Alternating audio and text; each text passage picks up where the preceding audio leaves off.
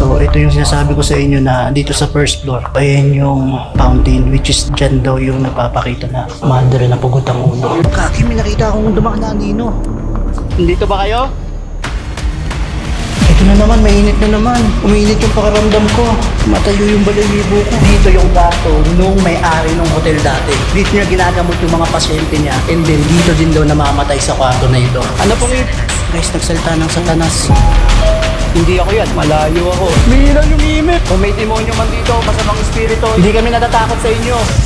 Uy, ba't tumakbo kayo? Pagdating namin dito, pumasok na kaagad kami sa loob ng Diplomat Hotel. So yun no guys, nandito na tayo sa loob ng Diplomat Hotel. At dito pa lang sa bungad, ramdam ko na talaga kaagad yung bigat ng lugar. Grabe, bigat ng pakiramdam ko dito. At ganun din yung nararamdaman ng kasama ko. Ayan, tingnan mo. Hindi mo. Pinuntahan ko yung mga kwarto dito sa unang palapag at puro mga gamit lang na nakatambak yung mga nandito. So ito kung mapapansin dito sa kwarto na to, mga tambak pa din to ng mga ginamit dito na mga dekorasyon. At habang nandito kami sa unang palapag, may narinig daw na kakaiba yung kasama ko. Ano? Record ka? Oo. Ano? Gago pa ang piano. Bell? Hindi ko ito masyadong narinig kaya hindi ko na lang ito pinansin. Kaya nag-decide na lang ako na umakyat na sa second floor. So ngayon paakyat na kami sa second floor. Habang papaakyat kami, hindi talaga maganda yung nararamdaman ko. Hindi kilabutan ako. Bakit matutuloy pa ba tayo? Akitin natin yan. So ayun, nandito tayo sa second floor. Tignan natin yung mga kwarto dito kung ano meron dito. Pinasok ko yung unang kwarto na nakita ko dito sa second floor. At pagdating ko sa dulo neto, mainit ang pakaramdam dito. Check mo, dito ka. Iba yung init dito. Mainit yung singaw dito guys. Pero napakalamig dito sa Baguio. Hindi ko na lang ito pinansin at nagpatuloy na ulit kami na mag-explore. Pero habang naglalakad ako, naramdaman ko na naman yung mainit na pakiramdam. Ito na naman, mainit na naman. Umiinit yung pakiramdam ko. Matayo yung balahibo ko.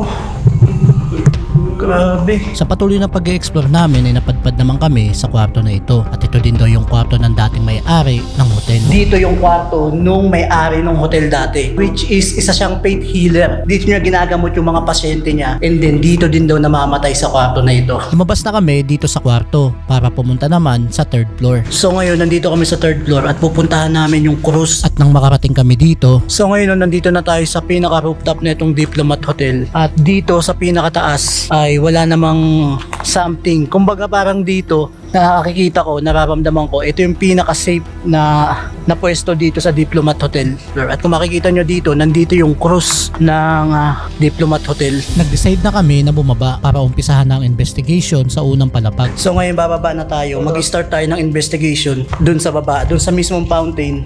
Sabi nila, doon daw yung may mga minasakir ng panahon ng World War II. May mga pinugutan daw ng ulo doon. May mga madre daw na pinatay doon. At yung fountain daw na yun dati, punong-puno daw ng dugo yun. At nang makarating kami sa may fountain, so ngayon nandito tayo sa may fountain area at dito tayo mag-i-start ng investigation. Maglalabas tayo ng mga equipment natin, si-setup natin dito. Nag-setup na ako ng mga equipment. Nilapag ko na yung REM pad, ghost ball, sensor at EMF. So ngayon kompleto na yung mga equipment natin, naka-setup na lahat. Motion sensor, REM pad, and then itong EMF natin. Tapos meron din tayong ghost tube. Gagamitin natin yung ghost tube natin para makipag-usap. Bago kami mag-start, nandito po kami para makipag-communicate po sa inyo. Wala kaming ibang intensyon na gambalain kayo. Gusto lang namin malaman yung kwento o history na itong hotel na ito. Habang nagpapakilala kami, biglang sumagot yung ghost tube. At si... Guys, sabi ng... Bakit ka dumating sa tabi mo? So guys, ngayon pa lang, nagsasalita na yung ghost tube. Ang sabi niya, bakit ka dumating? And then, sa tabi mo. Nasa tabi namin kayo? Sige nga po, kung nasa tabi namin kayo, lumapit kayo dito sa EMF namin. Pailawin nyo po ito. Walang mangyayari sa inyo kapag pinailaw nyo ito. Gagawin nyo lang, lumapit lang kayo dito para umilaw ito. At habang naghihintay kami ng response sa mga equipment namin, biglang sumagot yung ghost tube na nagpakaba sa amin ng sobra. Ano pong Wow! Satanas. Guys, nagsalita ng satanas yung ano natin, ghost tube. Ang kwento daw dito, may demonyo daw talaga dito sa lugar na ito. Kung may demonyo man dito, masamang espiritu, hindi nyo kami pwedeng kantiin. Nandito lang kami para malaman yung kwento dito. At maya-maya lang nagsalita naman siya ng ritual. Kung gusto nyo makipag-interact sa amin, may mga Ritual. Alam mo yung ritual? Kasi itong fountain na to, ginamit to dati ng World War II. Dito pinugutan ng ulo yung mga pare, mga madre dito sa fountain na ito. So, ang sabi niya Satanas, and then ritual. Ibig sabihin may nangyayaring ritual dito. Nagpatuloy lang ako sa pakikipag-usap. Ilalapag ko po yung EMF dito. Pwede nyo po bang pailawin? Gusto mo? Gusto mong pailawin itong EMF? Sige nga po, pailawin nyo nga po. At habang naghihintay ako na umilaw yung EMF namin, may naaninag naman ako sa likod ko na parang anino. Kaki, may nakita akong dumaan na anino. Hindi ba natin yung reflection natin? Walang, pero dito, may dumaan na anino dito. Dito mismo. At maya-maya lang biglang sumagot ulit yung ghost tube. Kita ko sa camera. Ang gusto lang po namin ay makipag-usap po sa inyo. Kung may kasama kami dito, kausapin nyo po kami gamit yung mga equipment namin. At habang naghihintay kami ng response, sumagot ulit yung ghost tube. Basement? Basement. Alam mo yung basement? Meron tunnel dito. Dito sa Diplomat Hotel, which is yung tunnel na yun, nakasarado na ngayon at hindi na binubuksan dahil delikado ng pasukin. Sinarado na daw yun ng sinemento. Sige po, susundan po kita. Nasaan ka po? Sinubukan kong lumipat ng pwesto para tignan kung may madidetect ba yung EMF namin. Maya-maya lang, eto na yung nangyari. Uy! Nasa likod pala natin. Sige po, pailawin niyo po ito. Nasaan po ba kayo? Nandito ba kayo? At habang hinahanap ko kung saan may madidetect Sige yung po, pwede EMF, bigla namang tumunog yung sensor. Hindi ako yan. Malayo ako. Nandyan po At kayo? maya-maya lang, umilaw naman yung EMF na hawak ko. May ilaw yung EMF. At sumagot din yung ghost tube.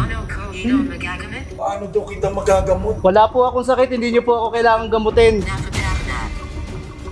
Napapahamak? Sino pong mapapahamak? Hindi po kami mapapahamak dahil Habang nakikipag-usap ako, bigla na namang tumunog yung sensor. wala naman kami ibang intensyon dito. Gusto lang namin makipag-usap at Wow!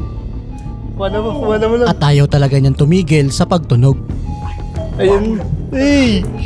Sige, kung nandyan po kayo, lumapit po kayo sa akin. Dito yung EMF ko. At sa patuloy na pakikipag-usap ko, biglang sumagot yung ghost tube. Malapit. Anong malapit? Malapit siya. At umiilaw din yung EMF na hawak ko. May ilaw nga yung EMF dito. Tignan nyo guys. Ayun, may ilaw. Ayun o, may ilaw yung EMF. Ayaw talagang huminto sa pagtunog yung sensor namin. At maya-maya lang, bigla namang dumating yung guard ng Diplomat Hotel. Nandyan na yung guard. Malay ilaw nung sensor.